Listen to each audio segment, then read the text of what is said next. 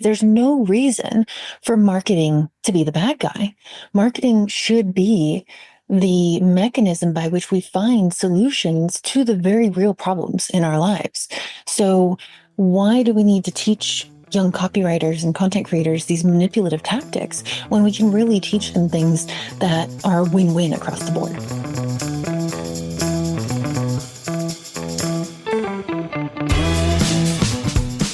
Welcome to the Agents of Change, the podcast experience you've been waiting for your entire marketing career. Search, social, mobile, AI, blockchain, and neuromarketing. These are the Agents of Change, and so are you. Digital marketing success awaits, and your transformation begins now. Welcome to another episode of the Agents of Change podcast, the podcast that's dedicated to helping you reach and engage more of your ideal customers online. My name's Rich Brooks. I'm your host. This is episode 565, powered by Flight New Media. This should be the first episode of 2025 dropping on New Year's Day. I say should be because I'm recording this on Friday, December 20th, realizing that most of my team is on vacation for much of the next week and a half. And I personally have long since forgotten every step to getting a show up and live. But odds are we'll make it happen. In any case, I hope your 2025 is off to a great start whenever you happen to be listening to this. We're actually on the second of back-to-back episodes here on the podcast that are all about psychology and copywriting, two of my favorite topics. I'm an English major, so I love to write. And my original plan when I went to college was to become a psychologist, right up until my intro to psych course freshman year. Not that I didn't know about psychology before, having grown up in a house with a well-known and well-respected clinical psychologist, but that intro class was boring. And my first writing intensive course in college was brilliant. So I quickly shifted from psychology to English in a heartbeat, even though I never lost my love of psychology and understanding human behavior. And what's marketing, except the business side of psychology? Today, we'll be talking about how to create demand generation without manipulation. So without any hesitation, let's begin our exploration. My next guest is the CEO and strategic marketing consultant of Cornell Content Marketing, helping B2B businesses become thought leaders by creating long-term demand generation strategies and eliminating costly and unnecessary short-term manipulative tactics like ads. Her marketing approach is psychology-driven to ensure businesses attract pre-qualified, emotionally engaged buyers. Today, we'll be discussing how you can better understand your ideal customer and what makes them tick to build lasting relationships and grow your business with Ray Cornell. Ray, welcome to the podcast. Thanks so much for having me, Rich. So I discovered that you have a background in psychology and criminology, and I'm just wondering, how does that influence your marketing approach? Yeah, so I started down the path of becoming a counselor in the prison system because I'm fascinated by human behavior. What makes people tick? What makes people motivated to do good things, bad things, things that they think are good but are actually bad for them? I want to understand that inner working. And oddly enough, after getting burned out in the mental health world, I worked at substance abuse counseling centers, a community counseling center, a mental hospice. Oh, goodness gracious. That was a tongue twister. Mental hospital. There we go. I just completely burned out on that world and the revolving door of how it treats patients. So I threw myself full time into my side hustle, which was freelance writing and freelance copywriting. And it was incredible how much my understanding of human behavior and my experience of working hands-on with clients in those counseling relationships really translated into designing marketing strategies. Now, a lot of people who go into copywriting, there are definitely copywriting schools of thought, and a lot of them lean heavily into psychology. Did you find that when you were getting into copywriting that you were also paying attention to like some of the leaders in copywriting and some of the styles in copywriting, or did you pull entirely from your background in psychology? So oddly enough, and not to be too much of a rabble-rouser, but a lot of the copywriting and marketing training that I've seen out there actually teaches people things that I think are just gross. They're manipulative. They're trying to dupe people into falling for clicking on a particular ad or buying a particular product.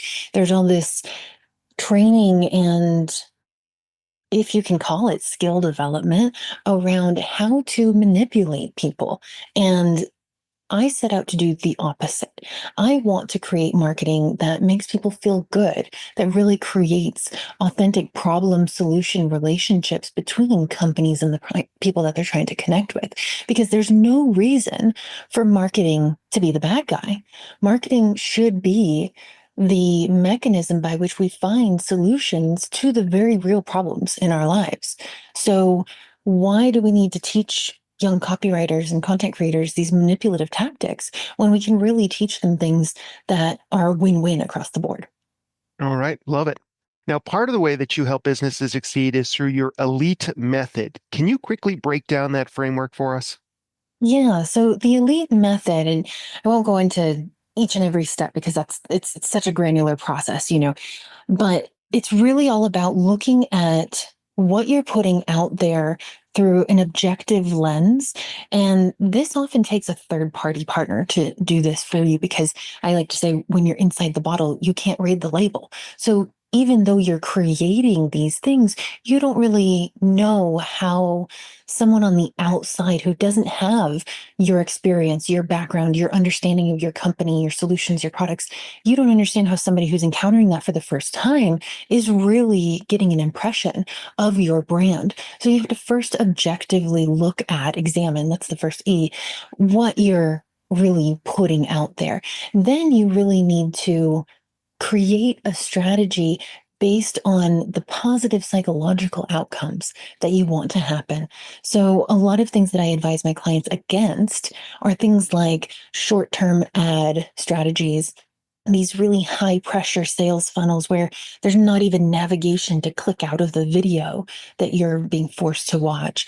And all of that makes people feel like this claustrophobic FOMO combination of icky emotions, and they're associating that with your brand.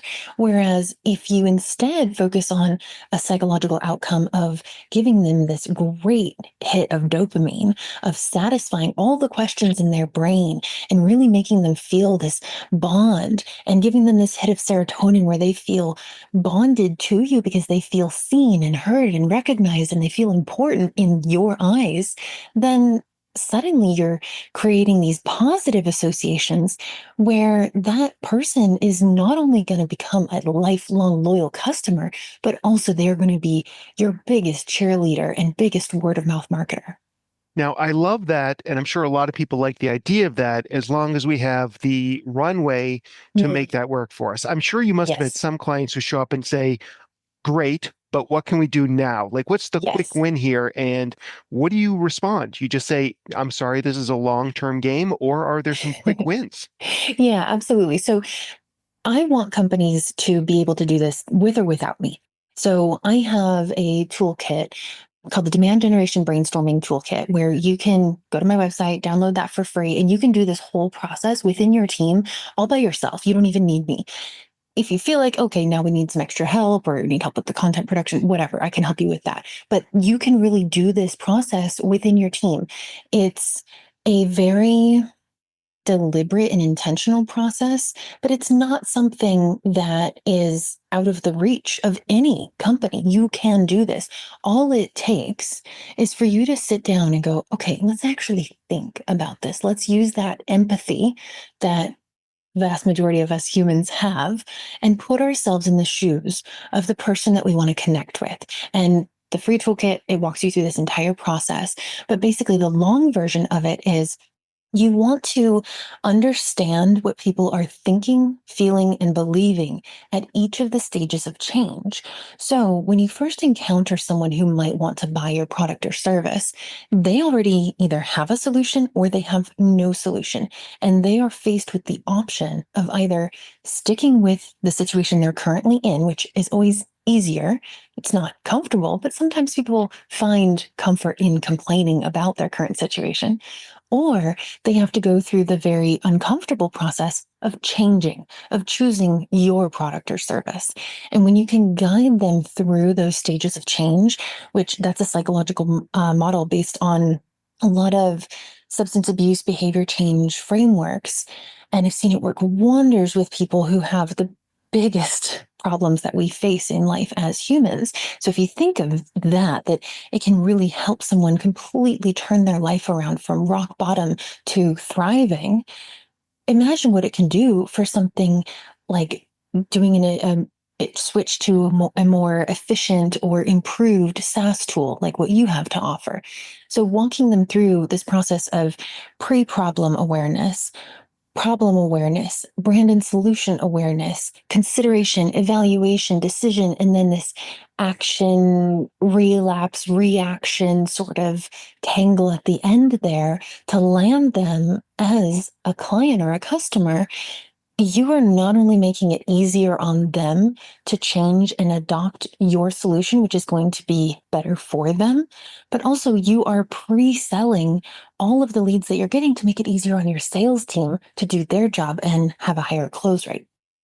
So, if people are so hesitant for change, they find comfort in the way they're doing things, or they just like to complain, Mhm. what are some of the tactics that you might employ to get them to realize that there is a better solution, that change and the fear that comes with change is worth it? And if you have an example from a recent job or a recent client you worked Yeah. with, I'd love to hear it.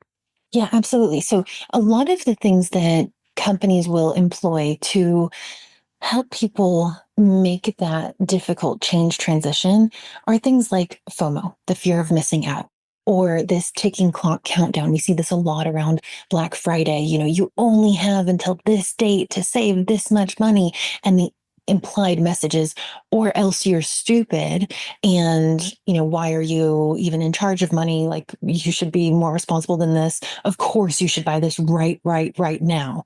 So, rather than using those things that end up leaving people feeling pressured and manipulated and like, oh my God, I don't even have time to think this through. Instead, provide all the things that make them have a positive change experience. So, for example, breaking down fear. A lot of people are afraid of the unknown. Give them illustrations, vignettes, case studies of exactly what it looks like to work with you. Another thing is answering all of the questions that others do not. So there's a great book called They Ask You Answer. And I believe the author is Marcus Sheridan. He has this great theory around publicly displaying your prices. Because when people are shopping for things, and they come upon your sales page or they come upon your pricing page and they just want to know, how much does it cost? Can I even afford this? Is this even something I should be considering? And you don't display those prices. First of all, you're frustrating them and you're not providing that dopamine hit of, oh, I have this gap in my brain of knowledge. Let me find the square peg that goes in this square hole and have that satisfaction feeling. Instead, you're leaving them feeling deprived. And then you're also burdening your sales team, because when that person reaches out to your sales team and says, hey, what's the price? And it's really not within their budget, then it's a lose-lose situation. Whereas if you're upfront and you're transparent about what your pricing is, you're instantly building trust with people while giving them that dopamine hit of satisfaction by giving them the square peg to fit in the square hole. So you can really pre-sell people along the way by breaking down fears, answering all of the questions that they might have, and then building trust in the sense of just providing free resources. So the more information you can give them, and this goes back to the whole stages of change model, where oftentimes companies think that they need to solve the problem at the very end of the stage of change. So, meaning, what do we want to sell? Let's solve the problem that our product or service solves. But there's so many things that lead up to that. And if you can also solve those problems with free content, free resources, tools, videos, social media content, infographics, whatever the case may be, that is going to build trust along the way. And this is the thing that I love seeing happen when we do customer interviews on the other side of the sale. Oftentimes we hear from the people who have chosen our clients is, yeah, you guys were more expensive, but I just liked you more than the other companies I was considering. And that's the thing is if you can build trust and build that relationship along the way, you can even charge more and nobody's going to bat an eye because they value you. They just like you and they can't even articulate why most of the time. That all sounds great. And this sounds like it's a great fit when the person on the other side knows that life is not perfect. Like even if Mm, they're kind of not or they like to complain, they're okay with their situation. It does seem like everything up until this point, there has been some level of interest on their side to make a change. Do you have any recommendations or suggestions that might be around demand generation? Like if somebody listening is saying like, people don't know about my product, they don't even know mhm. that they have a problem. Have you ever run into a situation with a client like that? And then how did you address that issue without Absolutely. advertising?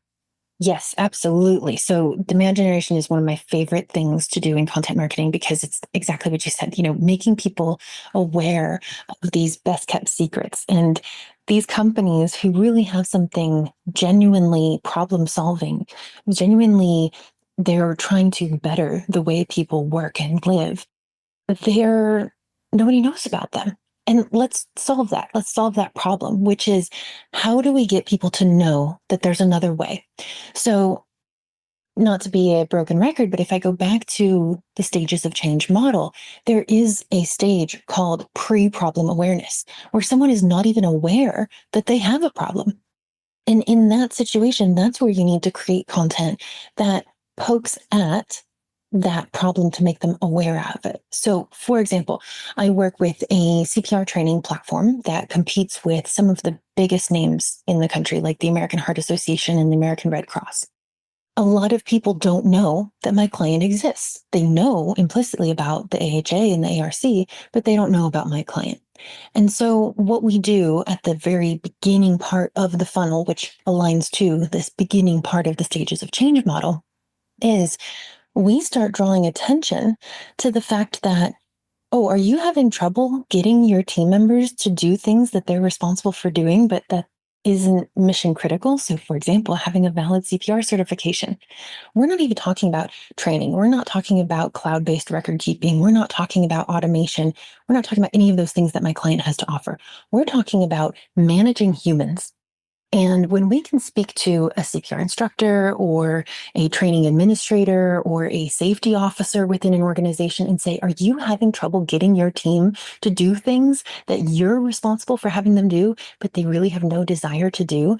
And we give them resources on how to better manage people, build better relationships, inspire people to be more self accountable.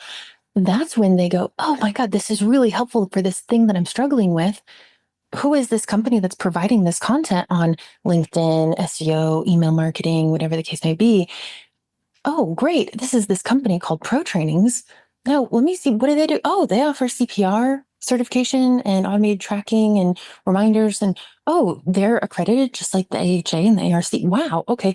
Now, suddenly, they are aware that there's a problem and they're aware of my client in a positive light based on something that wasn't originally connected to the problem my client actually solves. All right. Makes sense. Now, that sounds to me like and maybe it is a B2B client, I don't know, but it Mhm. almost sounds like B2C. I'm wondering if do you have to tailor your strategies different for B2B versus B2C? Absolutely. There's some different decision making that happens within B2B and B2C. So, personally, I love B2B because it's more complicated. There's usually kind of this bifurcated audience, and usually a lot of the objections that buyers come to the B2B relationship table with are more pragmatic and logical, yet they're being decided upon by very emotion driven beings. So I just like this kind of duplicity of messaging that we need to target the logical side of the brain as well as the emotional. With B2C, oftentimes it's 95% emotion and only 5% logic. The other thing is with B2C, you're speaking to one person. the person with the credit card. Within B2B, you have to tailor your messaging to the gatekeeper and the decision maker. So oftentimes the people who bring the potential solutions, let's say we have companies A, B, and C, and let me think of an example. Let's say a manufacturing company like a Caterpillar is trying to decide, okay, which company should we go with, company A, B, or C? Well, the CEO, the COO, they might be making the decision, but they're not the ones who are going to go out and do the research. They're going to tell their directors, their managers, maybe even their personal assistants, hey, go research this for me. Go find, based on these criteria, who do you think are going to be the top 3 options for us? Then let's bring these to a meeting. Let's talk to the board. Let's decide from there. And so that kind of messaging becomes very bifurcated, where you have to talk to the researcher, the gatekeeper, and you have to talk to the decision maker. And those two people might have very different motivations. So it does get more complex within B2B, but to me, that's what makes it so much more fun. Now, when you're creating content for these different audiences, are you placing them in different places on your website or your marketing, or do you have a message that means more things depending on who you are? It's all about placement. So think about that gatekeeper. So they've been tasked with the job of going out and finding 3 potential vendors to be better, let's say, IT infrastructure providers or help desk service providers. And where are they going to go first? Most likely Google. They're going to go to Google and type in efficient help desk solutions or help desk providers in Florida or AI enabled help desk, something like that, they've been in charge of finding. That's where we put things like blog content, SEO rich resources, videos, infographics, things like that. Then once they latch onto that content, we might have a content upgrade or a resource that we can get their email information and put them into an email funnel. From there, once they're in our email funnel, then we can say, hey, are you trying to decide between this, this, and this? Here's our complete buyer's guide to making a decision for the most efficient IT infrastructure service provider for your organization. And that is something that we would use to speak to the decision maker. The gatekeeper is going to be the one who brings it to the meeting. They're just our little messenger. But then we have that content tailored to who is making the decision. So it's all about layering the messaging based on what the experience is actually going to be for the humans involved and speaking to the right person at the right stage of that decision-making funnel. All right. Now, I'm sure a lot of people are sitting there saying, this sounds wonderful, but to be honest, I'm a small business. This sounds like enterprise level solutions. How can small businesses apply the insights you shared with us today on behavior change without a large budget or with extensive resources? Yeah. So some of my examples are enterprise level, but this is something that you can apply at the most granular level. I mean, a kid with a lemonade stand could apply this. Instead of saying, hey, get your lemonade today. We're only going to be here until 2 p.m. and we're the cheapest in town. Speak to the pain points of the people that you want to address. Talk about how you're going to provide a refreshing beverage, 0 added sugar. Maybe you are raising money for your sports team and you want something that people can feel good about spending their dollar on. Speak to those things and be very honest and create that problem solution relationship as opposed to choosing the FOMO and the pressure and the scarcity tactics. This applies to any business, B2B, B2C, small, medium, large enterprise, everyone. Awesome. Ray, if people want to learn more about you, if they are interested in using your services, where can we send them online? Yeah, absolutely. You can check us out at cornellcontentmarketing.com. And if you want that free brainstorming demand gen kit, go to cornellcontentmarketing.com/demand gen kit. Awesome. And we'll have those links in the show notes. Ray, thank you so much for coming by today. Thanks so much. Lots of great content and ideas from Ray. And if you missed anything, don't worry, we've got you covered. Just head on over to our website at theagentsofchange.com/565, and there you'll find the audio, the transcript, the AI notes, and all those juicy links that Ray shared for us, a basic cornucopia of marketing goodness all ready for you. As far as putting today's episode into action, I'd recommend this. Take a look at your website homepage or some piece of your marketing materials through the eyes of your ideal customer and ask yourself, are you addressing their specific pain points? Are you transparent with information like your prices or your process? Consider downloading Ray's Demand Generation Toolkit, again, also linked from our website, or creating a similar resource tailored to your audience to ensure that your marketing speaks to both their logical and emotional needs. And if you have somebody in your life who could benefit from today's episode, who's struggling with their marketing or struggling with their copy or just not getting enough leads, do them a favor and just send them a link to today's episode. They'll thank you. I'll thank you. Some random stranger on the street will thank you. It's going to be great all around. Now, make sure that you're subscribed to the podcast on whatever your favorite podcasting platform is, because we've got more great content coming your way so that you can remain an agent of change. Don't miss another thrilling episode of the Agents of Change podcast. Be sure to subscribe on your favorite podcasting platform.